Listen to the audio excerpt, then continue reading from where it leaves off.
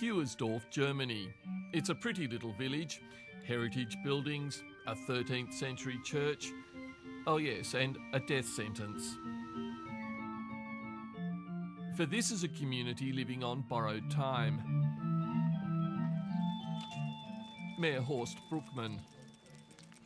Nein, es gibt keine Hoffnung mehr. Wir haben also 2 Prozesse geführt vor dem Verfassungsgericht des Freistaates Sachsen. Den ersten Prozess, den haben wir gewonnen. Da hat der Freistaat ein neues Gesetz gemacht.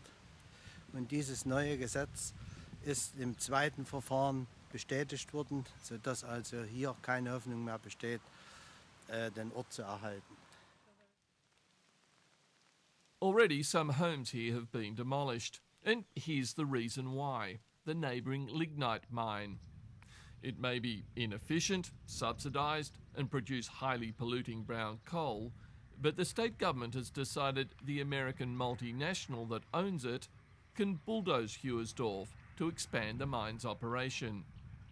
Over the decades, dozens of other villages have met the same fate. The fact that this mine continues to operate and devour entire villages is a pretty graphic illustration of how desperately Germany needs new sources of energy. On one hand, this has led to a new push to reinvigorate the country's nuclear program. On the other side, there are those that say the future lies with renewable energy, an area where Germany already leads the world. Another town, Schwabisch Hall, postcard perfect and in no danger whatsoever of being bulldozed. Tourism is the big money spinner here. Now it's being joined by renewable energy. The visitors strolling across its covered bridges may not realise it, but they're also traversing one of Schwabisch Hall's renewable power sources. For tucked away discreetly along the river are a number of small-scale hydroelectricity turbines. This one generates about 1 million kilowatt hours a year, enough for about 60 houses. And here I find Hermann Scheer, the father of Germany's renewable energy revolution. It is a very old city, but a city with the most modern applications of energy technologies. It is again an example how many devices, many small power stations can substitute some large power stations. Das berühmte Flexible Fuel Auto. Hermann Scheer has come to Schwabisch Hall to address a solar power conference. He's revered here as the author of Germany's landmark EEG law.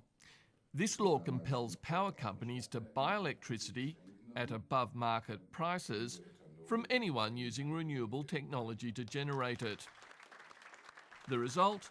Thousands upon thousands of German companies, communities and individuals now sell power into the national grid. It's the first step, yes. It's a beginning. It's the beginning of it is the beginning of an energy revolution. The time of phasing out nuclear and fossil will come.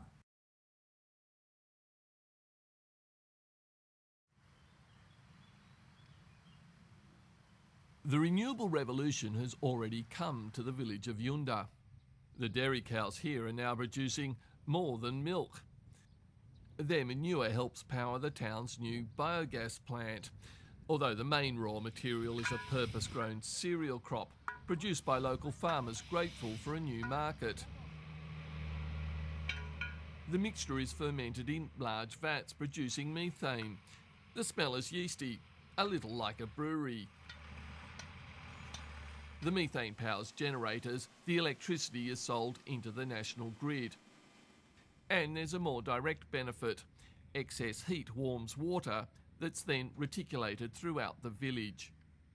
Here's the hot water grid, which is coming from the energy plant. The hot water is forwarded here by 80 degrees Celsius around about. Local resident Eckhard Fangmeier proudly shows me his cellar, where his oil furnace once stood. He tells me he's already saving 1,200 Australian dollars a year in heating costs. I'm personally very, very happy because now I am independent of the international oil prices because we are producing our own energy here in our village. Electricity and heat will be produced by our own energy plant, and so we are now independent. Das war ein klasse Team. Ja? Italienische. Upstairs over coffee, Eckhard and his wife Sabine explain their No, investment. there is no difference with the electricity because 140 local residents own the biogas plant, borrowing most of the money from banks. And with the plant producing twice as much electricity as Yunda requires, in 20 years' time the banks will be paid off and the residents will be fully paid up energy barons. I think it's a good idea because it's very environment friendly. There's no danger for us, no danger for our children and the children of our children. And it's all our own. No, not one owner, not an oil company. It's ours. The biomass plant at Yunda has only been running for around 6 months, but already some 30 neighbouring villages are so impressed they're planning to invest in their own plants.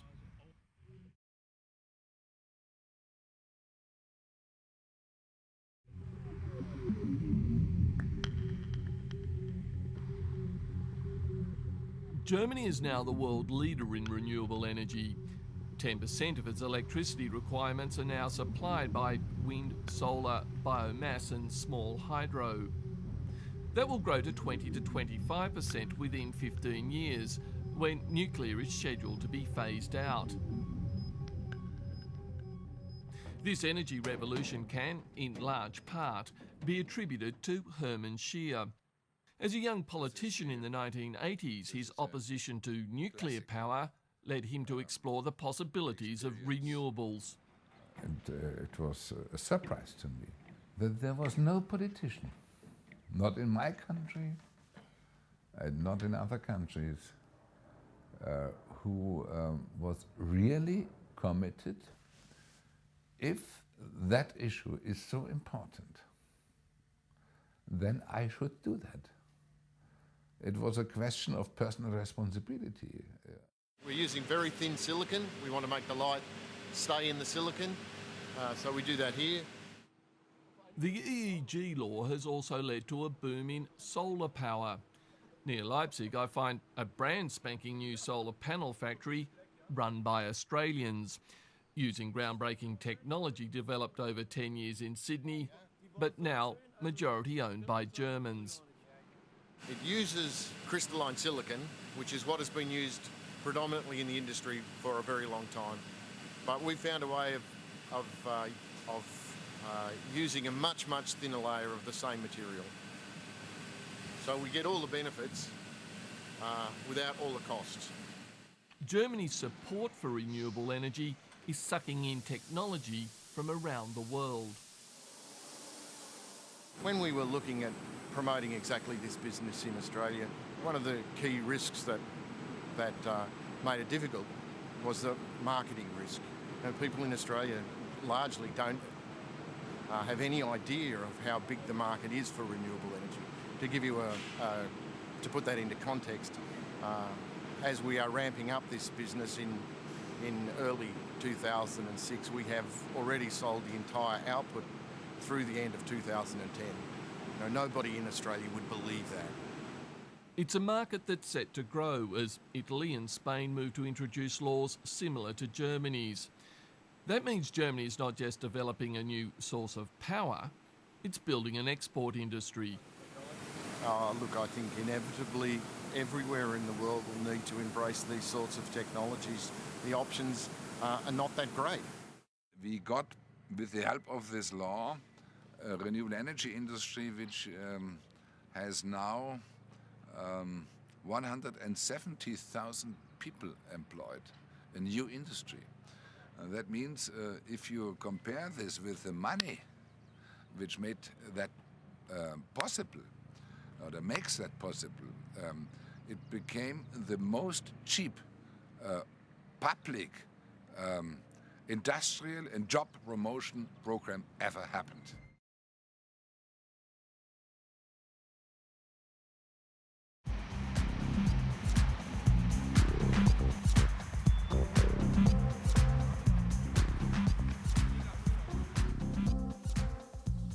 Hermann Scheer's EEG law, together with the decision to phase out nuclear, is radically changing the way Germany powers itself. But not everyone is a fan. Power companies forced to buy renewable energy at an elevated price pass the cost on to consumers and business. This means electricity for domestic use is the most expensive in Europe. For business, it's the second most expensive. The critics say that makes some German industry uncompetitive.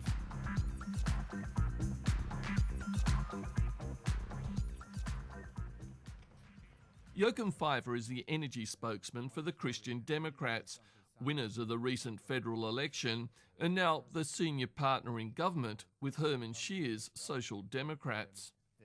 Overall effects have to be positive. That's our aim. And at the moment it is so that the jobs we gain on the renewable side, we lose even more jobs on the traditional side. So hang on, you're saying then that that overall Germany's investment in renewable energy is actually costing jobs?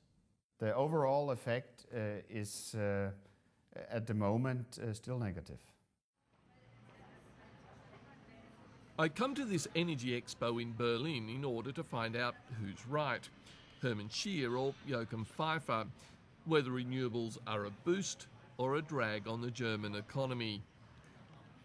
I track down independent energy analyst Professor Claudia Kempfert as she participates in a seminar on energy.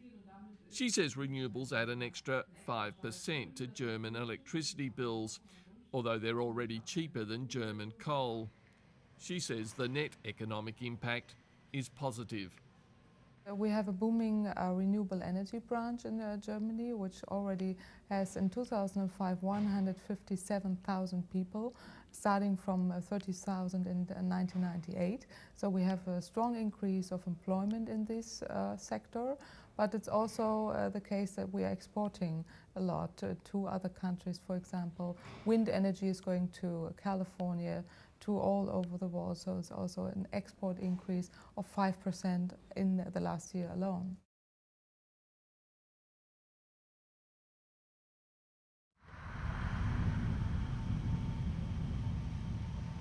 For Germany's big four energy companies, renewables represent a threat to their income streams. With conventional power stations, they make money from power generation and from distribution. With renewables, they're largely restricted to distribution alone. It creates another ownership because more possible investors will come on the table. Many small investors. We have to think what happens, why it is an energy revolution when we shift from nuclear and fossil to renewables. Why? A lot of economic structures will change automatically. It is and a lot of vested interest will lose money. Yeah, it is the way from commercial primary energies to non-commercial primary energies. Dieter Scharschmidt is a renewable energy pioneer. He subscribes to Hermann Scheer's vision of decentralised, locally owned power utilities. Well, we are still aiming towards 100% renewable energy in the region, and we think that renewable energy should be owned by the people in the region. They should be responsible for their energy supply, and that's a big difference to the centralized system. But it's a vision that's unlikely to be fulfilled. It will be the last windmill from our company there will be more windmills from bigger companies because they have taken all the places which we could have taken. Oh, I see. So the big companies are starting to take over. Yeah, they are taking over the big business from the small people. Despite several weeks of requests, none of Germany's big four power companies would agree to an interview. But at the Energy Expo in Berlin, I come across this stand run by one of them, Swedish multinational Vattenfall. Here I meet engineer Daniel Kossel. So here you see the model of the first power plant in the world which will work with an oxy-fuel process and so will be free of any emissions of carbon dioxide. Vattenfall is pinning its hopes on a new clean coal technology. But we think that for a base load energy production, coal is necessary. Either coal or nuclear, and we want coal in a clean way. This is the core argument used by the big power companies.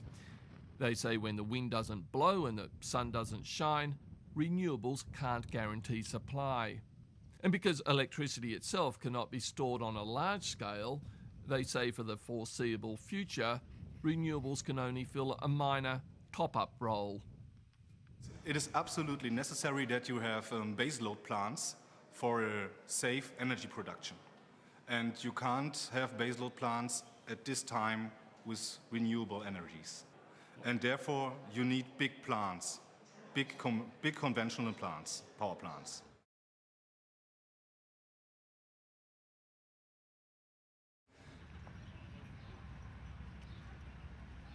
The Christian Democrats, now back in power, are sympathetic to such arguments and have flagged their intention to extend the life of Germany's nuclear program past 2020. On the supply side, we should keep open all technologies. We want to strengthen the renewables. We want to make the fossils more efficient. For example, the CO2-free power plant is on our schedule to 2015, 2020, and we also want to keep the nuclear option. The whole debate on so-called new nuclear or about a comeback of nuclear is based on the big energy lie.